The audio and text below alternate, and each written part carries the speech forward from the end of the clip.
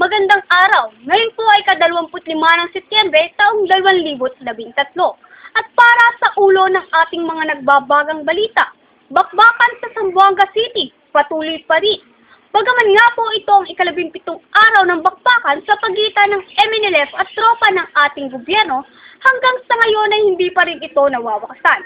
Bunga nito, mas nadagdagan ang bilang ng mga pamilyang nagsilikas sa takot na baka sila ay madamay sa naturang bakbakan. Kahapon lamang halos nasa 500 pamilya ang napilitang lumikas mula sa barangay Tulo-Tulo sapagkat nagkaroon doon ng engkwentro ang kampo ng mga militar at mga rebelding grupo. Kanina naman ay nagsagawa na ng pagbubukas ng klase ang ilan sa mga paaralang hindi gasinong apektado ng bakbakan. Ang tanong ngayon ng ating mga kababayang taga-Zamboanga, hanggang kailan nga ba tatagal ang kaguluhang ito, lalo pat apektado nito ang kanilang ekonomiya?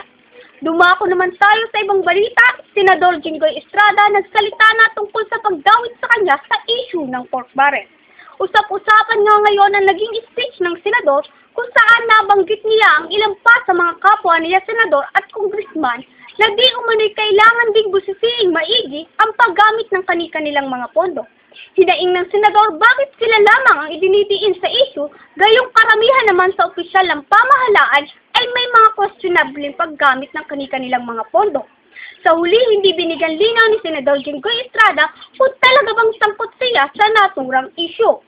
Yan ang mga balitang aking nasagap. Ito po si Renzel Pangaliban mula sa BSA 1-1 Nagbabalita.